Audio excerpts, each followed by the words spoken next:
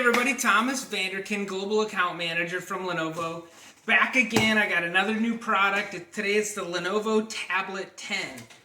So I'm going to unbox this today and talk a little bit about it. So let's see. So usually I have I've never opened it before. I kind of like that about my unboxing videos, but for this one I actually had to open it up because I had to do a demo for my customer. I shipped it out, so I'll tell you a little bit about that demo. So here's the product on the inside. I tried to keep it as original as possible because I know people like to see how it's packed. This is pretty much how it came. Tablet here. I didn't mess with the accessories at all, so we'll take a look at those. Also, line cord. Let's see, we got our USB-C power adapter and the quick start guide. So that's it. Let's take a look at this. So what's in the box? We've got the tablet itself. We'll get to that. We've got a AC adapter.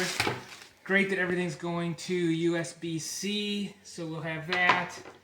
US line cord with the protector on top of it.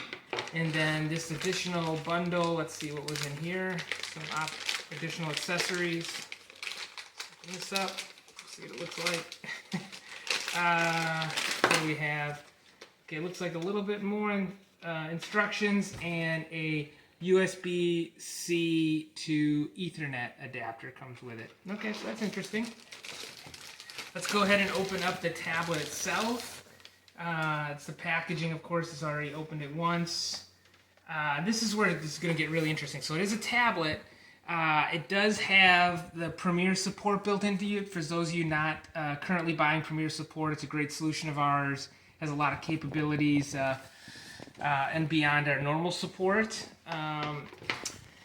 Let's open up the tablet itself. So here it is. I know it looks like a laptop, but it's got a magnetic connector for the tablet. We've had a lot of solutions for this in the past for connecting our keyboards to the bottom of our tablets, but this one's got a magnet, which makes it really easy.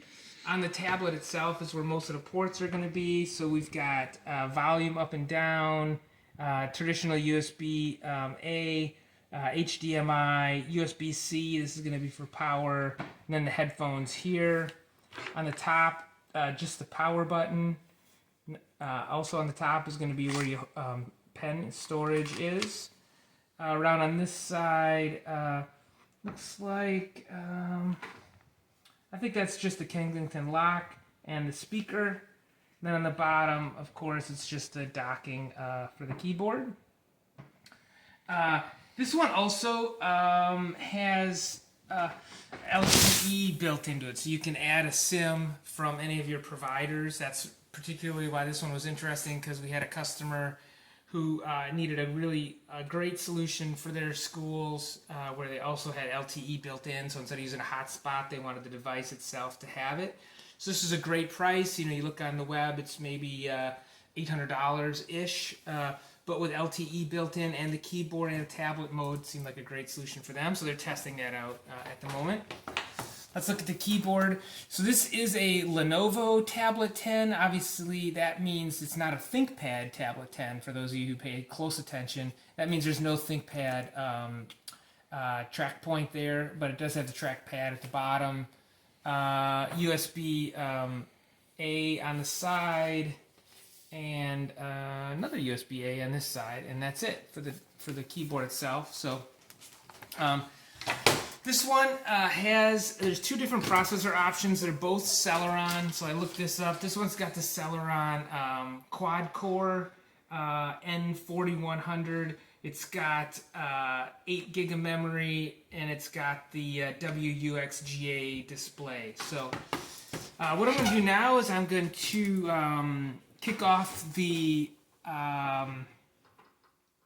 Cinebench, which I always do. So we'll start that here. This is going to be interesting. So I don't think I've ever had a Cinebench test done on a Celeron processor before. So usually, you know, we have an i5 or an i7. So we're going to go ahead and start this, and we'll get this running, and we'll see what score we get. Okay, I'm back again with the Tablet 10. Ran it through the Cinebench test. You can see we ended up with a score of 686. Here's all the details. Windows 10 Pro. There's the Celeron processor. There's the graphics card 600. So for those of you who watch a lot of my videos, you know 686 is really not a good score compared to what we've seen on a typical i5 or a AMD Ryzen processor, where it's more of the 1500 i7s, and Ryzen 7 it's more of like a a 1700. So, but I think what we're getting at is here. This is a great tablet, utilitarian, pops off. Has a SIM card right here on the edge. You can pop your thing in there. So for a lot of people, I think this is good enough if to get their job done, whatever they need to do. If you're a field worker, you're in school or whatever, it runs the app you need to do what you need to do. So that's it. I think it's pretty exciting. I'm pretty happy to bring this to you guys, and hopefully you'll tune in next time. Thanks for watching, everybody.